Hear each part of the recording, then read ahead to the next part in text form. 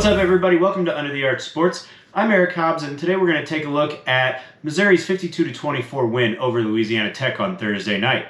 Before we get into that, make sure you subscribe to our YouTube channel and find us on Facebook, Instagram, and on Twitter. We are that close to 1,000 subscribers on YouTube. We need your help to get there.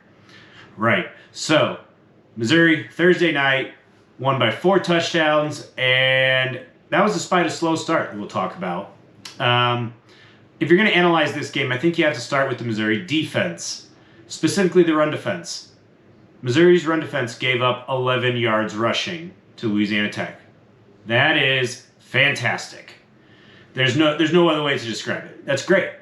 I don't care how bad Louisiana Tech ends up being. It's great. And they were led by Tyron Hopper, the transfer from Florida. He had 6 tackles that felt more like 16.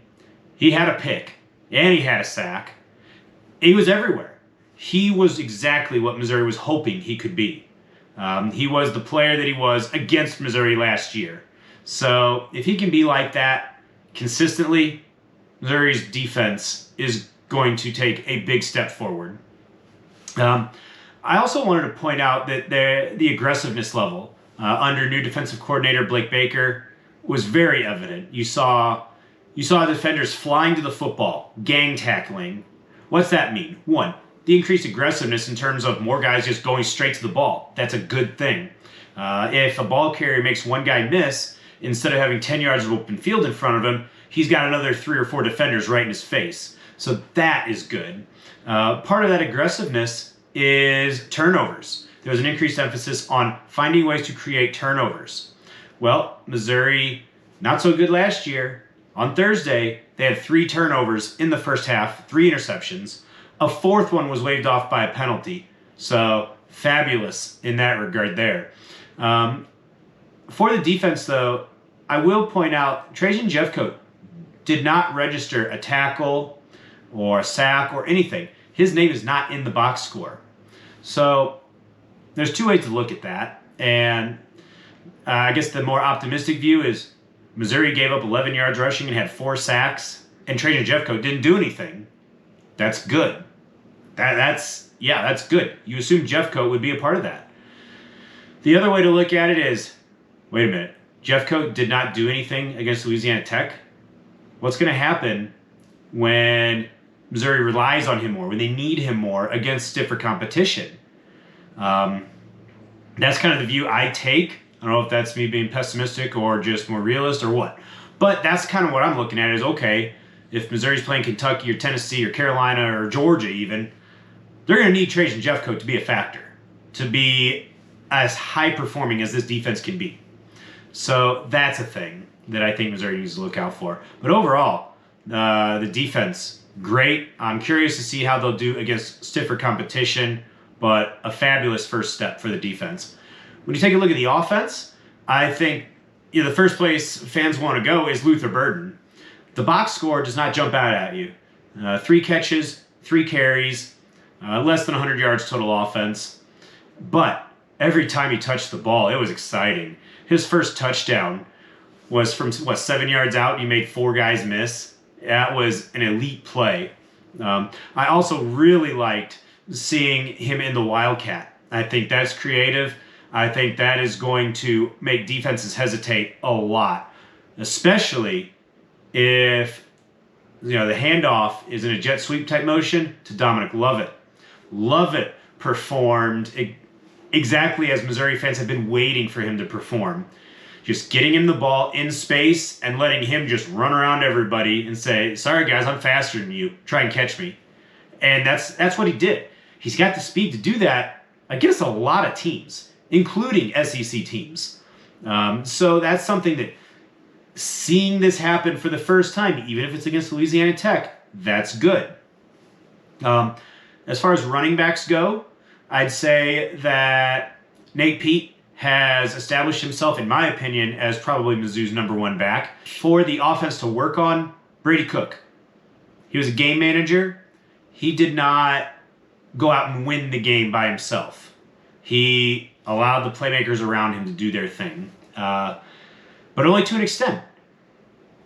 there was not a whole lot of offense in terms of throwing the football down the field.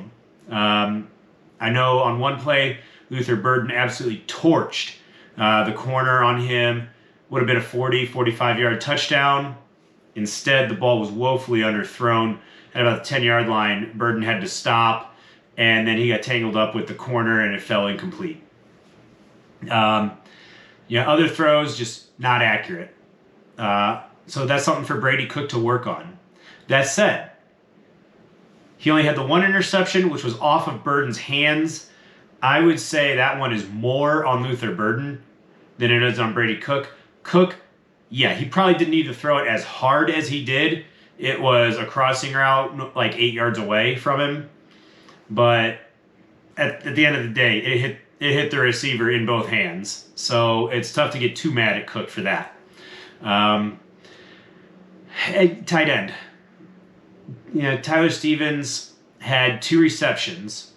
The one was a shovel pass down near the end zone, and after taking about 5 steps with the football, as soon as there was contact, he fumbled. Not a great way for a tight end group that's being looked at, with a lot of skepticism. Not a good way for them to start off. That said, Stevens did have another reception later in the game that went for, I want to say 28 yards, about 10-yard catch, and ran for another 18, 20 yards, something like that. That was a good play. If Stevens or anybody, Christopherson, Hosterkamp, if they can do that 3-4 times a game, I think that's all you need out of your tight ends. But you need something. You need something where the safeties have to respect their ability to go out and catch a football and make a play. Beyond that, offensive line, okay. Missouri ran for 300 yards as a team, so not bad, clearly, but they got stuffed 4th and short twice. That's not encouraging. So I want to see a little more push in those short yardage situations. And for Connor Tollison, the redshirt freshman, making his first career start at center, his second game he's ever played in, I'm pretty sure. Had some mop-up time last year. Second career game, first career start, and he's the quarterback of the offensive line. He wasn't awful by any means. I do want to see his snaps improve. They were low a lot, high a few times, but low a lot. And there wasn't as much zip as I would have liked to see. When the ball's that low or it's that slow, that can mess up the timing on plays, particularly something where it's like a timing jet sweep. That can just nuke the entire play if the snap is garbage. I would say more than zip, I think accuracy is important for Tollison to work on there. You can work on zip, but if it's hitting Brady Cook in the waist or in the numbers, that's better than nothing. Again, by the end of the season, maybe we'll see both, but that's something that I think has to improve just for the sake of timing for the offense. I just talked about a lot of things that went wrong, particularly with the offense. That said, Missouri started off slow, 3-0.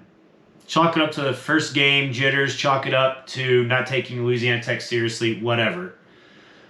After that, they had a 24-point second quarter and one touchdown that was just a busted play for a 24-10 halftime lead as a strong response. And from that point on, the game was never really in doubt. Missouri was in full control. That's what we wanted to see out of Missouri. So, I would say kind of a perfect scenario for Coach Drink. A comfortable win, some things that definitely look good, but also things where he can just rip into the team and critique them and coach them up so they don't get too cocky, especially going into a Kansas State game that Missouri is an underdog. So, kind of a perfect scenario there for any coach, where a comfortable win, but still plenty of things to just coach the guys up on. Anyway, Mizzou 1-0, heading to Kansas State. Keep it tuned in here to Under the Arch Sports. We're going to preview the trip to Manhattan for the Tigers later this week. And hey, Cardinals are on fire. We're going to keep talking about them. Thanks for checking out this video, guys. See you next time.